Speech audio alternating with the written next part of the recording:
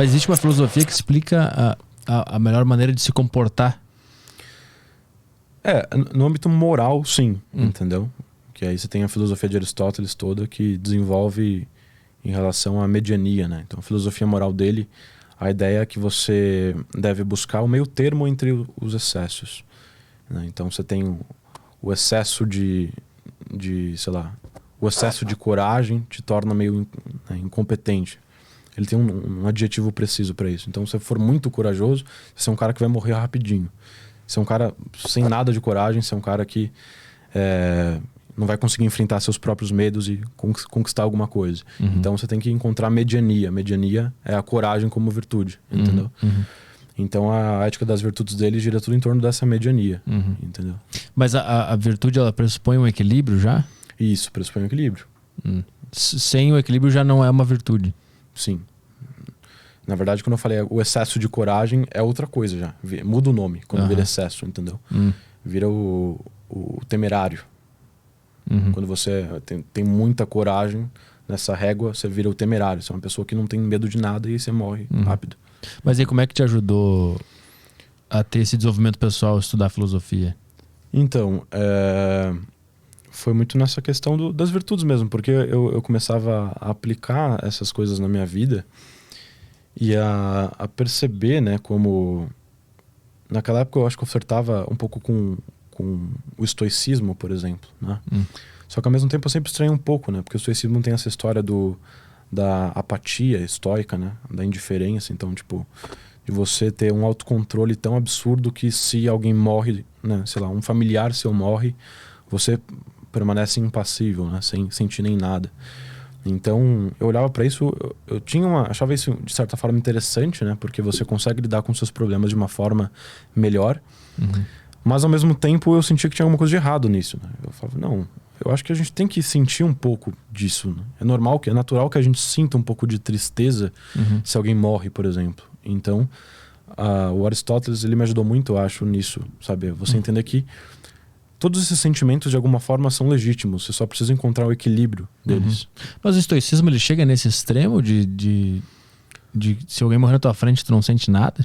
O estoicismo coach de hoje em dia parece que não, né? O pessoal quer assim, configurar o estoicismo da forma como convém a eles, né? Como é mais vendível, ou como eles acreditam, né? Então, enquanto o princípio filosófico, o princípio da apatia, é isso que ele implica, né? Implica que você tem esse nível de resistência, de autocontrole, entende? E um princípio que implica nisso, para mim, não pode estar certo. O que eu imaginava do estoicismo, pelo pouquíssimo que eu vi, era que tu ia sentir as coisas ruins que são inerentes àquele fato, mas eles não vão te controlar. Eles não vão fazer tu tomar atitudes erradas, equivocadas. Então, eu sempre falo, quando me perguntam do estoicismo, que eu gosto mais dos estoicos do que do estoicismo. Né? Porque você tem grandes estoicos, Marco Aurélio, o Epicteto, tem obras lindas assim, realmente muito bonitas, que eu admiro muito, né? Eu gosto muito dessas obras, gosto muito deles. Agora, o estoicismo, assim como o pensamento filosófico, eu não consigo ver de que forma ele não implicaria nisso, entende? Para mim parece muito mais uma pessoa que fala, não, eu sigo esse princípio. Aí eu mostro para a pessoa que esse princípio implica nisso. Ela, não, mas eu não quis dizer isso. Não, é o que seu princípio implica isso, entende? Então, você falar que você deve buscar esse nível de apatia, tem um termo técnico que eles utilizam, né? Esqueci o nome exatamente. Enfim, você tem que viver nesse nível, então eu acho que isso implica nisso necessariamente. Então esse sistema ético já não serve, né? Você pode usar isso aí talvez como uma ferramenta, um instrumento útil, né? Para você aprender a se controlar, somente em situações muito devastadoras e você não acabar, sei lá, se matando. Mas eu não acho que é a solução, entendeu? Não é o panorama ético que vai resolver a sua vida. Entendeu? Aí, mas teve uma época da tua vida que tu tava no estoicismo. Tu leu e se aprofundou um pouquinho, mas aí tu logo viu que não era a resposta. Eu tive alguma influência budista e estoicista, né? Que nesse aspecto específico da indiferença, eles são próximos, entendeu? Mas eu tive alguma influência disso e o Aristóteles me ajudou a superar isso de certa forma. Mas o Aristóteles falava diretamente sobre o estoicismo e budismo? Não, o budismo acho que porque é depois, o budismo vem muito depois, né? Não, o budismo é muito antes. Ah, é muito antes? O budismo 800 anos antes de Cristo, eu acho. Mas ele critica o budismo, o Aristóteles, em algum momento? O budismo eu nunca vi, assim, acho que não, né? Agora o estoicismo ele critica, assim. O Aristóteles critica o estoicismo na sua Ética Nicômaco, inclusive. Por essa via da apatia. Isso, também pela via da apatia. E o que mais que ele vê de equivocado no estoicismo? Ele também vê a questão do materialismo, né? Aí não é uma questão do moral, né? Uma questão mais de metafísica. Ele tem críticas mais à cosmovisão estoicista, assim, em termos de materialismo, porque os estoicistas, eles são fisicalistas, né? Melhor dizendo, eles acreditam que todo o universo é apenas o físico, é apenas desse plano aqui sensível, entendeu? O Aristóteles já acredita num plano espiritual, entendeu?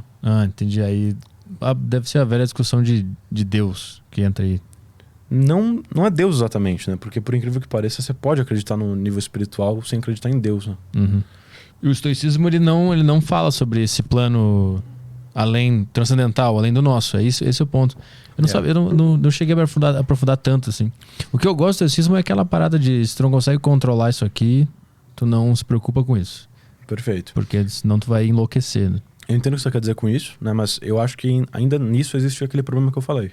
Então, veja, eu não consigo controlar o fato de um parente meu ter morrido. É uma tristeza que é inevitável. Sim. E eu também não acho que eu devo negar esse sentimento, entende? Pois é, mas eu não sei se ele diz pra tu negar o sentimento. Acho que é pra tu sentir o sentimento, mas não querer controlar ele, justamente. Porque se tu tentar controlar a tristeza, aí sim que tu vai começar a ficar inquieto e vai fazer alguma coisa errada. Aceitar a tristeza e até curtir ela, eu acho que tem até esse viés.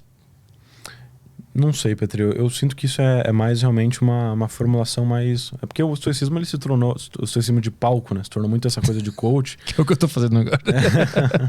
Então é de você pegar os princípios estoicos e trazer para a vida contemporânea. Aí você tem muito essa aplicação, mas eu já li os estoicos e eu não li, né? Eu não sou um especialista em estoicismo, não li muita coisa, mas eu li alguns livros do Marco Aurélio, do Epicteto, do Sêneca, e eu não lembro de ter visto essa formulação dessa forma. Isso aqui.